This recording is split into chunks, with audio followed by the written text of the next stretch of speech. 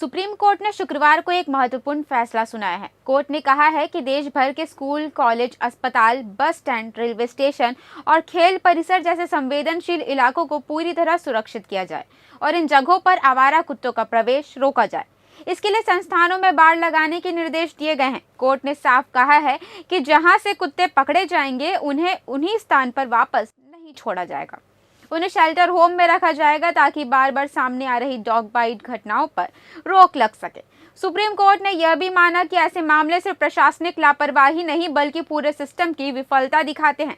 साथ ही सभी नेशनल और स्टेट हाईवे से आवारा पशु हटाने का आदेश भी दिया गया है। सभी राज्यों के मुख्य सचिवों को निर्देश दिया गया है कि इन आदेशों का सख्ती से पालन कराया जाए और 3 हफ्तों में स्टेटस रिपोर्ट और हलफनामा पेश किया जाए। इससे पहले राजस्थान हाईकोर्ट ने भी जानवरों को सड़कों से हटाने और कार्रवाई में बाधा डालने वालों पर एफआईआर के आदेश जारी किए थे। सुप्रीम कोर्ट ने अब ये साफ कर दिया है कि राजस्थान हाईकोर्ट का आदेश पूरे देश में लागू होगा। कोर्ट के आदेश के बाद पशु प्रेमियों में निराशा का माहौल है। इसी बीच जब सीजीएनएन की टीम ने एक डॉग शेल्टर के फाउंडर से बात की तो उन्होंने इस फैसले का कड़ा विरोध किया। उनका कहना था कि ये आदेश जमीन स्तर पर लागू करना बहुत मुश्किल होगा और इससे इन मासूम बेजुबानों को खतरा बढ़ सकता है। और इसके आगे उन्होंने क्या कहा, आइए उन्हीं से जानते हैं। हम सहमत हैं इससे। और वैसे सुप्रीम कोर्ट के जो ऑर्डर्स हैं ये सभी सार्वजनिक जगहों के लिए नहीं है। ये स्पेसिफिकली जो है वो सरकारी प्रेमाइसेस और हॉस्पिटल, स्कूल, शैक्षणिक संस्था इन सब के लिए है। और इसमें भी काफ़ी स्टेप बाय स्टेप वर्किंग करनी है। देखिए, पहली बात तो ये है कि हमारे देश में सरकारी कोई भी डॉग्स के लिए शेल्टर है ही नहीं, मतलब पूरे के पूरे भारत देश में। अगर हम ये देखते हैं कि इस देश में मान लीजिए 1 करोड़ घुमंतु कुत्ते हैं तो 2 शेल्टर्स भी नहीं है जो सरकारी है पूरे देश में। कुछ एबीसी सेंटर्स हैं जहाँ पे कुत्तों का नसबंदी करना होता है, टीकाकरण करके उनको वापस उन्हीं जगह पर ला के छोड़ना होता है। ये पशु जन्म नियंत्रण अधिनियम के तहत है। तो उस हिसाब से कुछ जगहों पर है। अब जैसे पूरे छत्तीसगढ़ में सिर्फ एक जगह है जो कि है रायपुर, जहाँ पे नसबंदी नगर निगम द्वारा किया जा रहा है। इसके अलावा बिलासपुर और दुर्ग में प्राइवेट एनजीओज अपने अपने पर्सनल सेटअप पे उन लोग नसबंदी कर रहे हैं। तो सरकार की जो तैयारी कभी भी कुत्तों की जनसंख्या से निपटने की नहीं रही। वैसे तो देखिए 2001 से पशुओं के या कुत्तों के जन्म नियंत्रण के कानून बने हुए हैं। तो 2001 से आज हम 2025 में, तो इतने सालों में कम से कम एक जिला में एक नसबंदी का सेंटर तो हो जाना चाहिए था। पर पूरे छत्तीसगढ़ में सिर्फ एक है रायपुर में और 2 प्राइवेट चला रहे हैं। अब इससे हम सहमत इसलिए नहीं है क्योंकि एक तो तैयारी बिल्कुल ज़ीरो है और तैयारी करते करते जन्म निकल जाएंगे और समाधान नहीं होगा।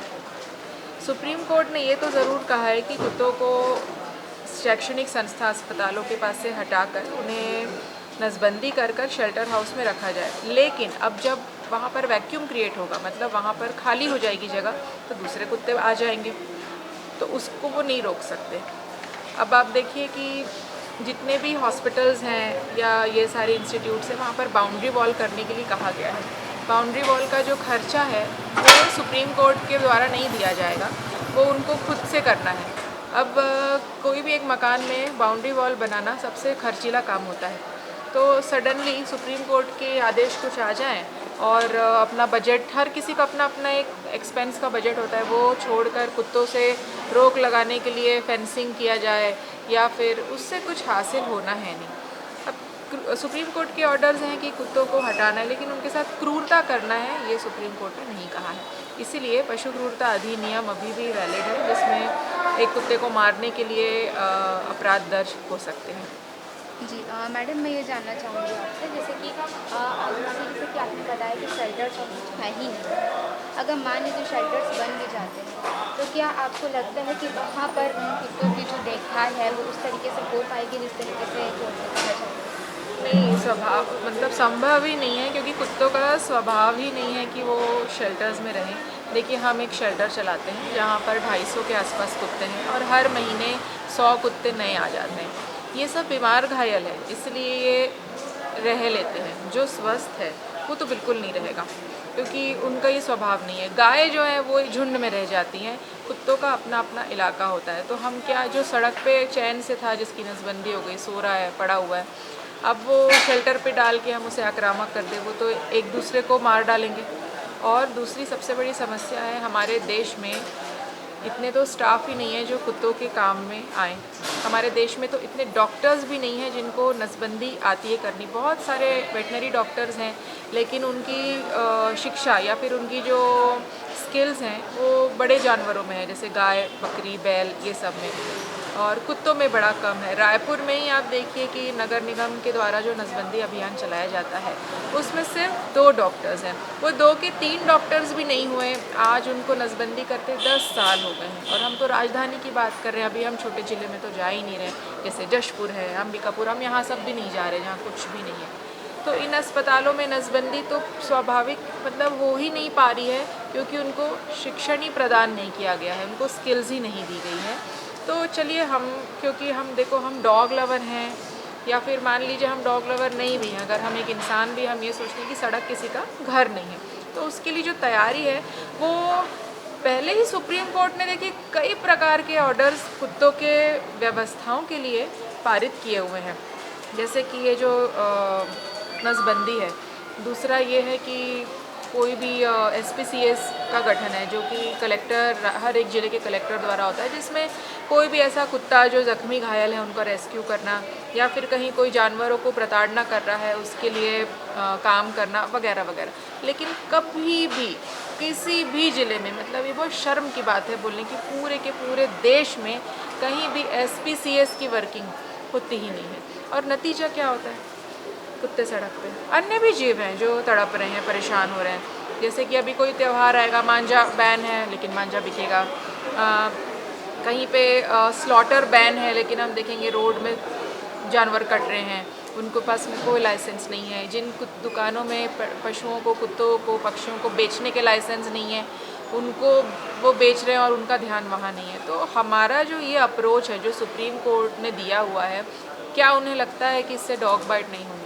इससे डॉग बाइट 100% और बढ़ जाएंगे, क्योंकि इन कुत्तों को अगर हम भगा रहे हैं, मान लो इस कॉम्प्लेक्स से हम भगा रहे हैं, तो ये रोड में आएंगे, और रोड में किन के पास आएंगे? राह चलते लोगों के पास में आएंगे। कोई इन्हें खाना दिया, प्यार किया, पर 99% लोगों को फ़र्क नहीं पड़ता है और वो उन्हें नज़रअंदाज करके चले जाते हैं। तो वहाँ तो काटने की घटनाएं और बढ़ेगी। दूसरा जो भी डाटा है वो तो बिल्कुल गलत है, क्योंकि जो आप अगर यहाँ के जिला अस्पताल में भी जाएंगे तो डॉग बाइट में पालतू कुत्ते का बाइट, सड़क के कुत्ते का बाइट, बिल्ली का बाइट, बंदर का बाइट, चूहा का बाइट, ये सब में कुछ कैटेगरी ही नहीं बनी है। अब जैसे हमारे घर में पेट डॉग्स है तो हम हर साल प्री बाइट वैक्सीनेशन लगा लेते हैं, कभी खरोच आया कुछ तो उसमें सावधानी रखने के लिए, तो उसको भी डॉग बाइट में काउंट कर लिया जाता है। अच्छा, अब जैसे रेबीज़ का टीका है, एक बाइट में जैसे 3 से 5 टीके लगते हैं, तो वो उसे 5 डोजेज़ ना लिख के 5 डॉग के बाइट्स के दौर पे दर्ज कर रहे हैं। तो ये कुत्ते के ऊपर इतना, क्योंकि ये बेजुबान है, इतना ज़्यादा दोषारोपण कर दिया गया है क्योंकि वो अपना पक्ष नहीं रख सकते। अब देखिए हम एक हेल्पलाइन चलाते हैं, हमारे पास में सिर्फ और सिर्फ रायपुर की मैं बात कर रही हूँ, सिर्फ रायपुर से 200 फ़ोन डेली हैं, 200 से कम एक भी दिन नहीं है। 200 फ़ोन में सिर्फ लोग जो कुत्ते को मार रहे हैं उसकी कंप्लेंट्स। पुलिस के पास में जाओ तो पुलिस तो दर्ज नहीं करती, या फिर इनके लिए जो SPC या जीव जंतु कल्याण बोर्ड है उनके तो कोई नंबर, ईमेल कुछ है ही नहीं, वेटनरी विभाग का तो कुछ है ही नहीं, जहाँ पे जानवरों पर अगर अत्याचार हो रहा है या फिर वो ज़ख्मी है तो उसका कहीं पे रिपोर्ट किया जाए।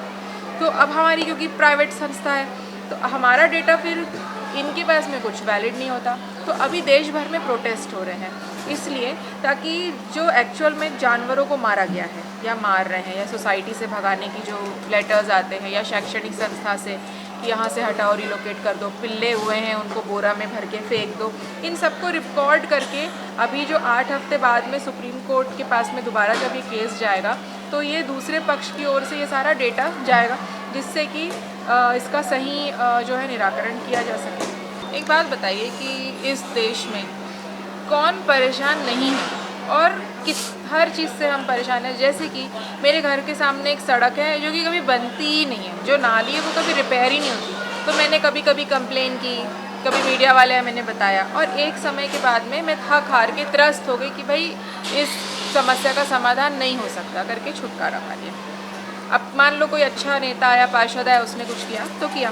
कुत्तों के मामले में ये हो जाता है कि हमारे अंदर इतनी सी भी सहन शक्ति नहीं होती है, हम उसको इतना नेगेटिव ले लेते हैं, इतना ज़्यादा कि कुत्ते ने भौंका भी, मान लो आपको नहीं भी भौंका हो, किसी और को भौंका हो, सपोज़ कोई बदमाश को भौंका हो, तो आपको इतना ईगो आ जाता है कि अब आप उसको भगाओ भगाओ, मारो मारो मारो। तो ये इतना प्रचलन जो है ऐसा चल चुका है कि कुत्ता है मतलब ये। दूसरी तरफ ऐसे भी कुछ लोग होते हैं जो अपने जेब से खर्चा करके उनको खाना खिला रहे हैं, उनको दवा पानी इलाज करा रहे हैं। जैसे हम शेल्टर चलाते हैं तो लोग, अभी मेरे पास में कोरबा से एक आई थी मैडम, उनका कोई सड़क का कुत्ता था जो कि उसे कैंसर हो गया, तो वो इतने दूर 7-8 घंटे अपनी गाड़ी करके आई। तो ऐसे भी कुछ अच्छे लोग हैं। अब क्या होता है, कुत्ते ख़ास तौर पर देसी कुत्ते वो विदेशी कुत्तों से बहुत ज़्यादा होशियार हैं। उनको इंसान की शक्ल याद है, उनको उनका बर्ताव मालूम है, उनको पता है कि कौन किसके आने जाने का समय क्या है, उनको पता है दूर से ही देख के कि कौन व्यक्ति उनको नुकसान करने की मंशा से आ रहा है, कौन उनको प्यार करने की मंशा से आ रहा है। उनको जहाँ पर डर लगेगा, हमको भी जहाँ डर लगेगा, हम पहले से प्रतिक्रिया देंगे। जैसे कोई आपके मोहल्ले में घुस गया, अरे चल भागो, ऐसे हम कहेंगे, कुत्ते वो भौंक के बताते हैं। तो हमको कुत्तों की सिक्स सेंस पे हम ध्यान नहीं देते कि वो पर्टिकुलरली किसी आदमी, एक ही को पकड़ता है कुत्ता भी, एक या दो ही व्यक्ति को, हर किसी के साथ वैसा नहीं। कई बार ऐसा होता है कि वो कुत्ता आपके साथ में बिल्कुल फ्रेंडली है लेकिन अगले को वो बिल्कुल पसंद नहीं करता। तो अब चलिए ठीक है, ये सब समस्या है कि हर किसी को नहीं कुत्ते का व्यवहार मालूम है, ठीक है। तो क्या इसको एग्जीक्यूट करने के लिए कि कुत्ते नहीं रहे सड़कों पे, क्या इसके लिए कानून नहीं बने क्या? 2001 से बने, मैं वही कह रही हूँ। अभी लगभग 24-25 साल हो गए हैं। चलो रायपुर में नहीं हुआ, समझ आता है, पूरे के पूरे देश में ही नहीं हो रहा, क्यों नहीं हो रहा? तो अभी हमें ये समझ आता है कि क्या इसके पीछे कोई दूसरी गतिविधि है? क्या ये डॉग मीट का ट्रेड करना चाहते हैं? क्या ये इनको ब्रीडिंग करवाना चाहते हैं? बहुत सारे मन में ख्याल आते हैं, जो कि कई जगह हम देखते भी हैं। दिल्ली की खबरें आती कि मोमो के ठेले में मोमोज़ में चिकन की जगह मीट मिला डॉग का, या नॉर्थ ईस्ट इंडिया में वहाँ पर डॉग मीट खाया जाता है। तो क्या वो उनको ये समझ रहे हैं कि ये सब कानून हटा देंगे, उनके ऊपर से प्रोटेक्शन हटा देंगे कुत्तों के, और फिर इनका व्यापार करने लगेंगे? इसीलिए जो इस देश में जीव प्रेमी है या एक न्यूट्रल आदमी भी जो है वो अब प्रोटेस्ट कर रहा है कि ये तो कोई तरीका नहीं हुआ समस्या से निपटने का। अब दूसरा सवाल ये है, चलिए मान लीजिए सुप्रीम कोर्ट की बात सच हो गई, मान लीजिए सब कुत्ते हट गए, जो पालतू कुत्ता पाल रहा है वो तो एक नंबर का गैर जिम्मेदार है। वो अपने घर के कुत्ते को बाहर ढील देता है जब मीटिंग सीज़न आता है, तो वो अपने कुत्ते को छोड़ देता है यहाँ वहाँ जाके। तो हमारे सड़कों में देसी कुत्ता हमारे लिए ज़्यादा वो फ्रेंडली है, बजाय एक लैब्राडोर घूमे, बजाय एक रॉटवाइलर घूमे, एक पिटबुल घूमे, ये तो काटने वाले कुत्ते होते हैं, या फिर पॉमेरियन घूमे, ये तो बहुत ही गुस्से वाले डॉग्स होते हैं। तो हमारे लिए तो ज़्यादा बेहतर है हमारे स्ट्रीट डॉग्स हैं, आप इन्हें नसबंदी कर दो और ये दूसरे कुत्ते को घुसने ना देंगे, तो हमारे लिए ये बेहतर है। तो देखा आपने इस डॉग शेल्टर की फाउंडर कस्तूरी ने क्या कहा। उनका कहना है कि सिस्टम पहले से ही कमजोर है और इतना बड़ा कदम उठाने से इन कुत्तों की देखभाल कैसे होगी। शेल्टर पहले ही भरे हुए हैं, संसाधन कम है, हमें डर है कि इससे अनदेखी और बढ़ सकती है। अब सबसे बड़ा सवाल यही है कि क्या वाकई में इन मासूम बेजुबान कुत्तों की उचित देखभाल हो पाएगी जैसा कि सुप्रीम कोर्ट ने कहा है, या फिर यह आदेश जमीन स्तर पर नए संकट पैदा करेगा। फिलहाल इस पूरे मामले में आपकी क्या राय है, मुझे नीचे कमेंट करके बताएं। साथ ही वीडियो पसंद आया हो तो इसे लाइक, शेयर व चैनल को सब्सक्राइब जरूर करें और इस तरह की और जानकारी के लिए CGNN लाइव के साथ बने रहें।